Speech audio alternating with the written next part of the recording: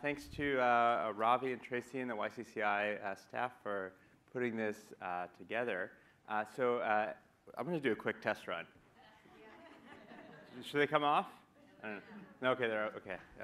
I was thinking maybe some solidarity there or something, but okay. So as Tracy mentioned, I'm a psychologist by training. I'm in the marketing area here at SOM. And for the last several years, I've been interested in this question of authenticity. Why do we value authenticity? I know this has come up a few times already. Today, I'm going to be talking about authenticity as it pertains to our valuation of objects, mostly. But I actually think that some of the conclusions that I'll get to at the end might address some of these issues around, how we might evaluate the authenticity of brands or various actions around marketing strategies. But to kick things off, I wanted to start off with one of my favorite examples of authenticity. So when we think about authenticity, maybe one domain that leaps to mind is the domain of artwork. This is a painting called The Disciples at Emmaus.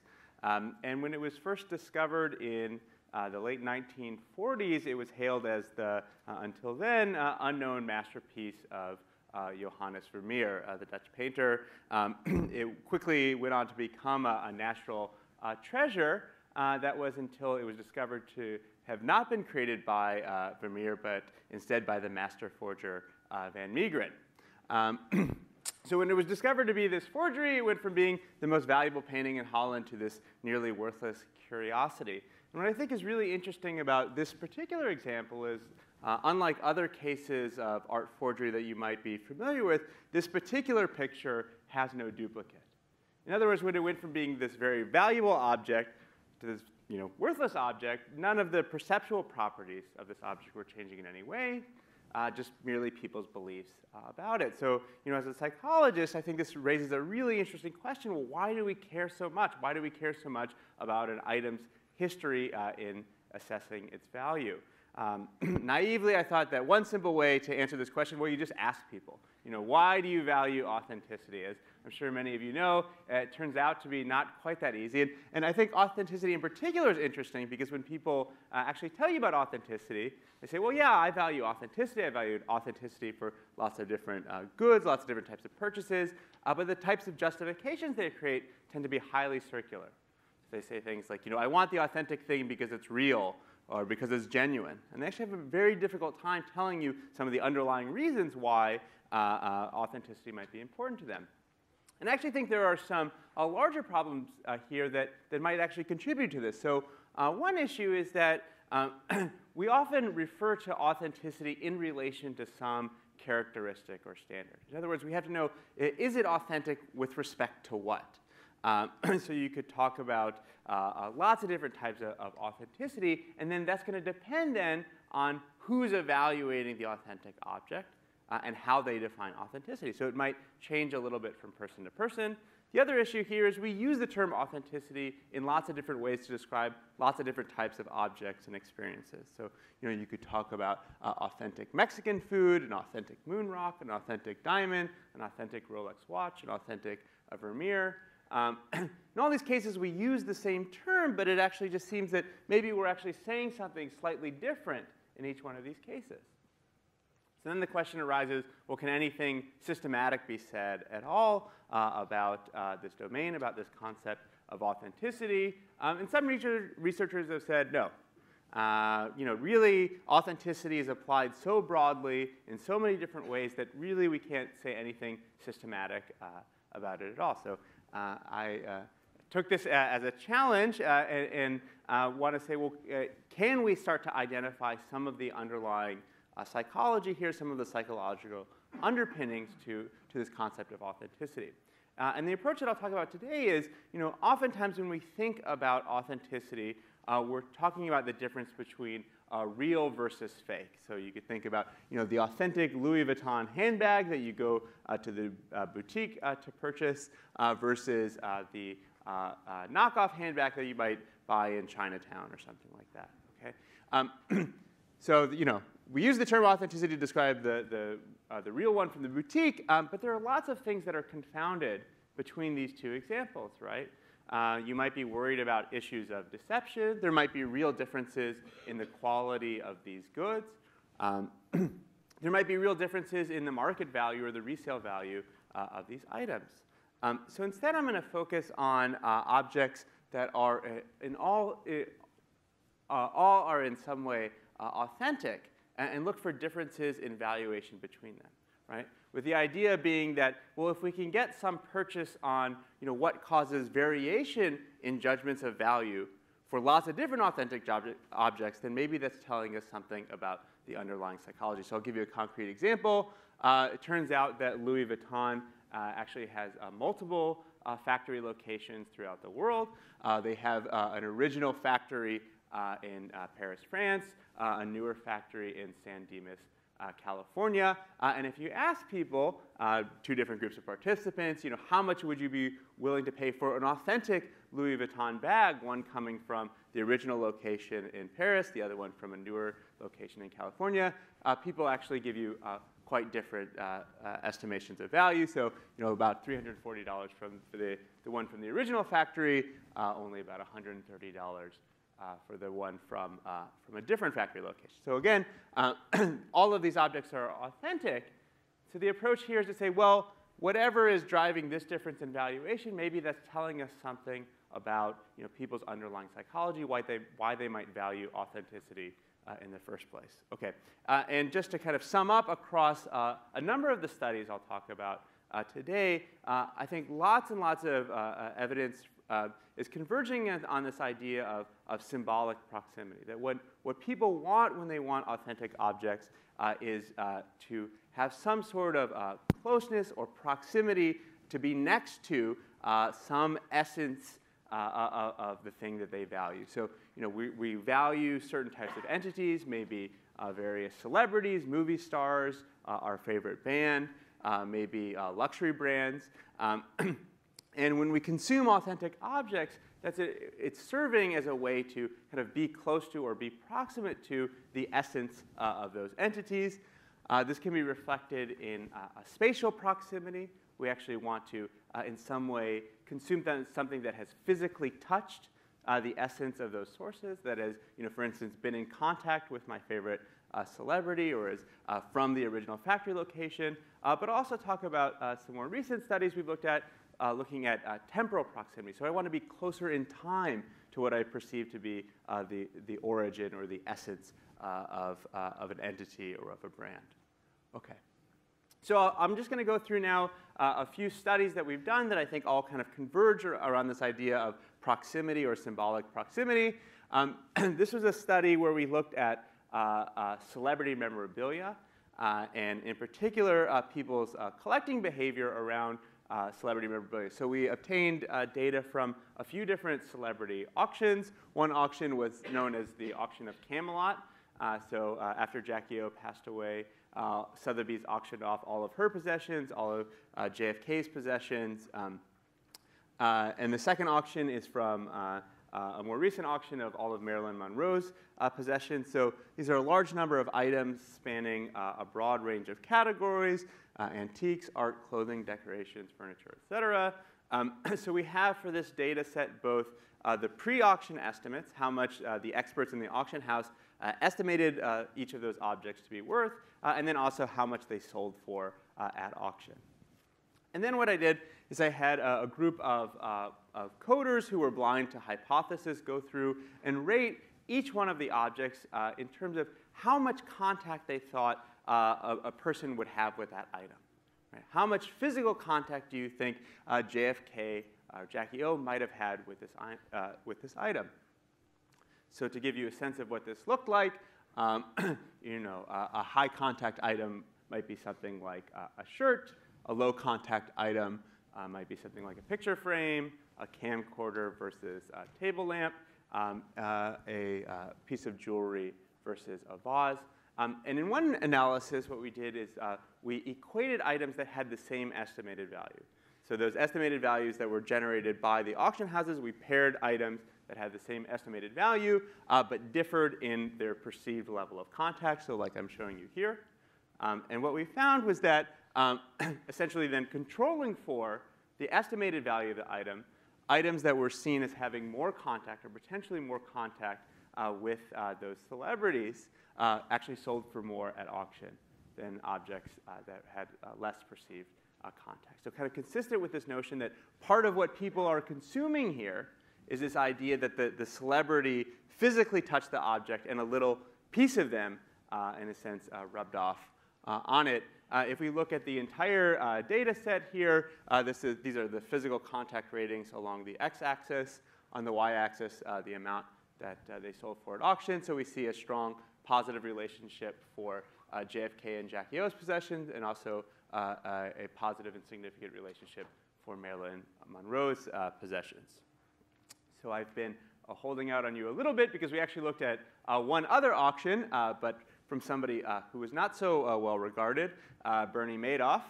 So I'm sure Bernie Madoff is familiar to all of you. So once Bernie Madoff was indicted in an effort to recoup damages for many people that he defrauded, the U.S. Marshal Service auctioned off basically all of his possessions.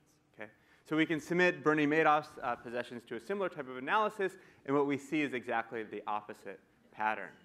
Right? So the more that Bernie Madoff had contact with it, like his shirt, his bed linens, et cetera, the less that people want it, but they were more likely to purchase things that he didn't have very much contact with. Okay. So I was very excited by these results, and we actually got a little bit of media attention.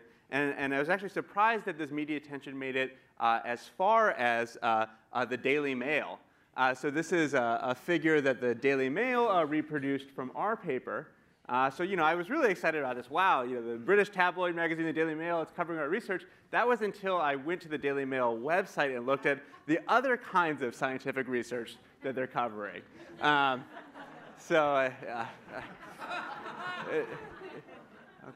All right, so I want to change gears a little bit and ask, does a similar type of process hold for brands? We talked a little bit about this contagion mechanism.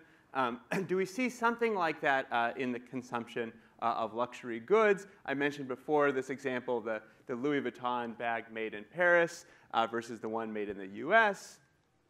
And so the idea here is perhaps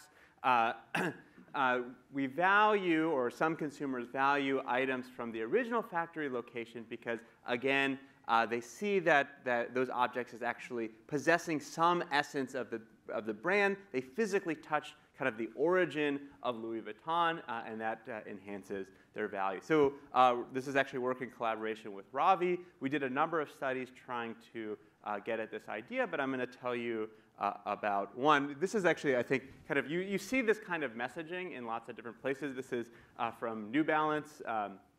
I'll just read this. Built in 1945, the Depot Street building is the workplace of almost 400 associates. Each pair of shoes they produce is a proud work of craftsmanship that carries a little bit of the long history that is the town and its people. So kind of very, very much referencing this idea of kind of contagion, right? That the shoes made in that original factory have absorbed some aspect of the brand and the people who created it. There's been a lot of work on this topic of contagion.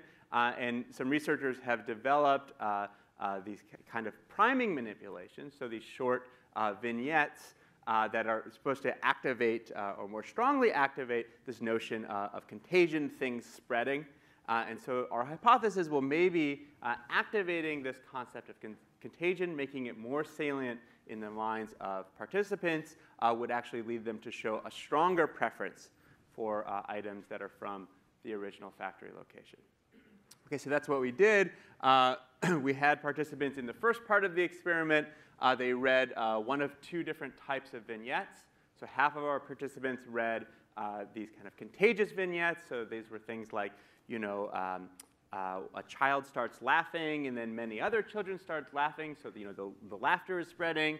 Or one child, he gets poison ivy, and then it kind of spreads to all of his siblings. And then there were some matched vignettes where the whatever it was, it didn't spread. So somebody starts laughing, but nobody else is laughing. Somebody gets poison ivy, nobody else gets poison ivy. Okay, so importantly, these are pretty unrelated to anything having to do with consumption, but really just trying to activate the notion of contagion, this idea of things spreading. And then all participants evaluated pairs of objects. So critically, the products were absolutely identical. They were said to have been made by the same company, so they were all in some sense authentic, and they had the same retail price. And then we just varied, was it from the original factory or from a newer factory location? So our dependent measures here are judgments of authenticity. Which one do you perceive to be more authentic? And judgments of value. Which one would you value more? So what I'm showing here on the x-axis are the two different conditions, the contagious prime, the non-contagious prime, and then the strength of preference for the original location object. So what did we see? Well, in all cases, participants showed a preference for the original location object. But what was really interesting to us is those who had been exposed to this contagious prime showed a stronger preference. So the contagion prime actually enhanced this preference for items from the original factory location. Those participants saw the objects as more authentic, these original location objects as more authentic and also more valuable. OK, so I'll talk about one final domain. So this is work also in collaboration with Ravi and my graduate student, Rosanna Smith. And we've been interested in people's valuation of limited edition sets. And when we first started talking about this, we just noticed this curious phenomenon that there seems to be a strong preference for earlier numbered items in a limited edition set. People wanting number 1, number 2, right? And those are somehow more valuable than items that occur later in the series. And if you actually stop to think about this, it's kind of perplexing, right? Because if it's a limited edition set, then in some sense, all of the items are equally rare, equally scarce. So why would it be that we would prefer something that occurs earlier versus somewhere else in the sequence? I'll just give you an example. This is the Beatles' White Album, the original pressing, 69 and 70. Number 23 in the series sold for $13,000. Number 5, $30,000. Number 1 recently sold for $35,000. Okay. And so we just wanted to ask, does this hold up across a large data set? What are some of the underlying psychological mechanisms?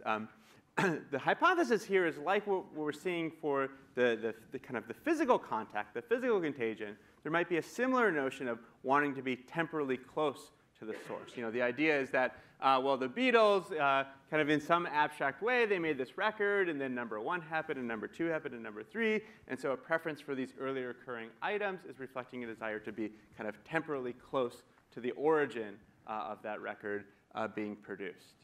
Okay. So we obtained data from eBay. We have roughly 14,000 recorded sales from 2004 to present day of the Beatles' White Album. And basically, here are the data. So here's serial number of the album. There were 3 million albums in total. Here's serial number along the x-axis and number, and the amount that it sold for on the y-axis. You can see this very strong linear, log linear relationship between the serial number and sale value. And what's really fascinating about this is that this effect persists way into kind of farther serial numbers, so way across the entire distribution. So I've broken this out into different bins here, 1 to 100, 100 to 1,000, 1,000 to 10,000, et cetera. And on the far, I'll just direct your attention to this far right-hand column. So this is, again, the relationship between serial number and then the amount that is sold for at auction. And we see a significant negative relationship basically all the way up until a million, right? So it's not just that people prefer number 1 or number 20 or something like that. We actually see the relationship between preferring earlier numbers way out into distributions, 100,000 versus 1,200. Or 120,000, excuse me. OK, so we've done some follow-up studies here. And again, it seems to be a consistent mechanism where people are preferring these earlier numbered items because of this idea of wanting to be temporally close to the Beatles or to other types of sources. So just to sum up across these experiments across a range of items, celebrity memorabilia, luxury goods, these limited editions. Valuation seems to be driven by this desire to be close to the essence. And it appears to rely on this kind of common mechanism of contagion, where the notion of the essence can spread to these objects, which gives us some explanation of why we might value authenticity in the first place. And I think there's an interesting relation here, coming back to these questions about why do we value authenticity maybe on Facebook, or especially from brands and in advertising. And I think maybe a similar mechanism might be related, right? We want to feel close to the essence of the brand, right? When we feel like there's some inauthenticity, they're not being true to who the brand really is, right? The campaign isn't being true to what we think they really should represent. But that's a little bit speculative at this point. So thanks very much for your attention, and I'm happy to take comments.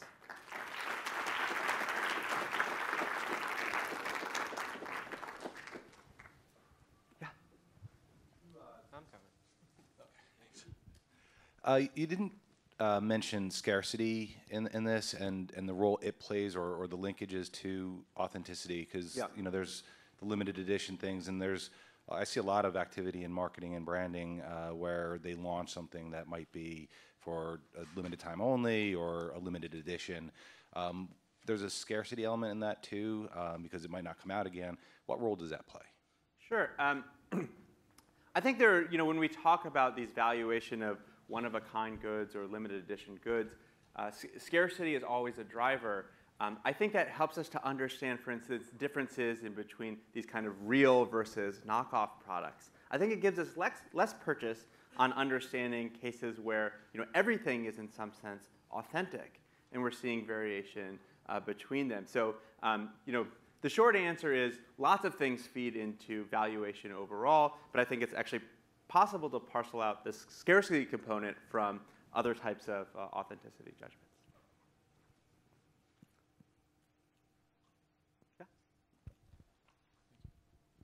So I thought it was really interesting that the Bernie Madoff memorabilia had an inverse relationship with the value that people thought about. What does that say about companies that might have a negative perception already, whether or not they would want to improve their authenticity or not? Yeah, it's an interesting.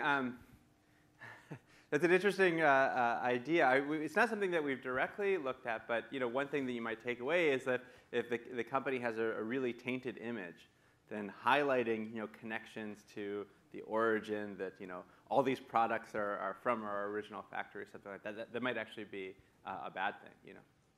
Yeah, but again, that's speculative. Yeah. How do you tease out what is authentic?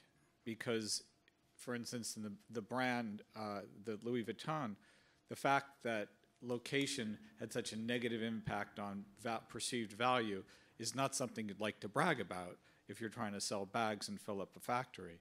So how do you find what has positive and what has negative connotations around these attributes? How do you tease them out of a population of knowledge? I'm not sure I'm exactly following the question. I mean, I guess part of what we're doing is just looking to see, well, where do we see variation where we wouldn't necessarily expect to see it? So, if we're holding lots of things. How do you find the attributes to look at, to find? I'm sorry, one more time? The attributes to test. How do you define authenticity? What are the factors that make something authentic? Well, that's what, it's in some sense we're trying to reverse engineer that problem, right? Say, instead of kind of take this top-down approach where we say, well, authenticity is X, and then we're going to go test it in these ways, we're trying to say, well, this seems to be a really complicated concept. Let's look for a lot of the things that comprise authenticity judgments and judgments of valuation for authentic goods, and say, well, are there commonalities among those? And maybe that gives us some insight into what people are really talking about when they talk about authenticity.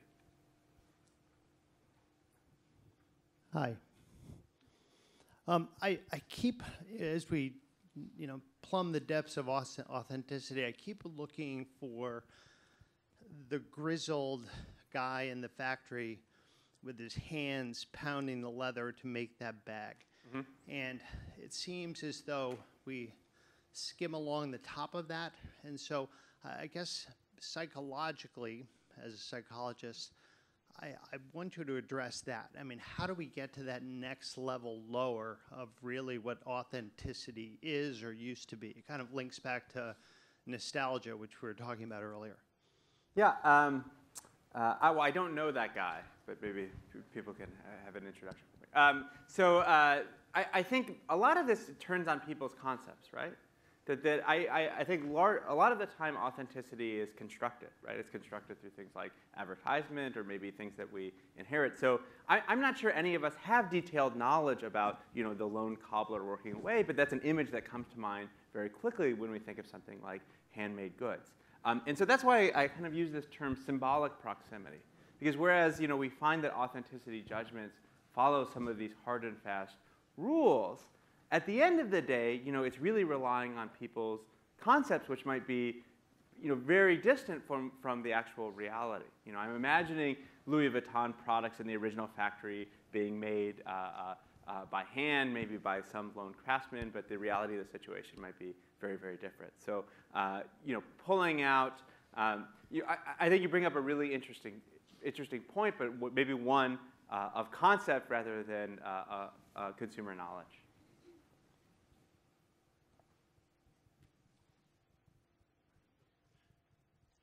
Hi, just a quick question with regards to the looking at the costs and the values of that study, where you had someone like Bernie Madoff, who was someone who would not be very admirable and really famous for being notorious. I'm curious if you looked at anyone else, someone like maybe an Al Capone, also notorious in O.J. Simpson, items that people would still maybe you would think pay more for than someone like a Bernie Madoff. And I'm curious if those went the way of a Marilyn Monroe or JFK. So we can ask people in more controlled hypothetical scenarios where we tell them about individuals like that, Saddam Hussein or something like that. And we see a very similar pattern to the Madoff data. Actually testing this stuff in the real world, requires a pretty large data set of lots and lots of different kinds of goods.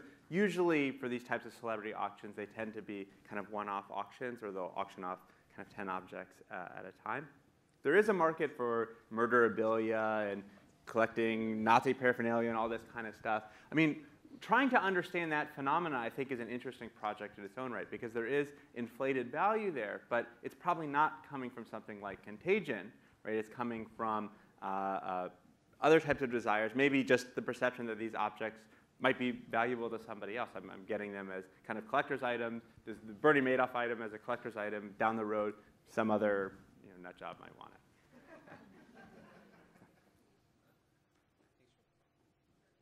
One more. Okay. Yeah. There's a body of thinking about marketing that has been developed through a group of semioticians, Raymond Williams early, Grant McCracken a little bit more recently, all of them reaching back to C.S. Peirce and his idea of the indexical sign. And it seems to me that what you're describing has been described by the semioticians as an indexical sign. Have you thought about that kind of connection in interpreting your own research?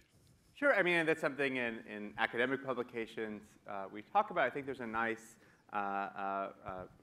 relationship between the semiotic or CCT tradition in marketing here. I think what's really exciting is we have some empirical evidence to go along with those speculations. So you have a lot of interesting theorizing about it, and then also some real-world data to put those things together. But I would say a lot of the things that we're finding here are very much consistent with those same ideas. Great. Thanks so much.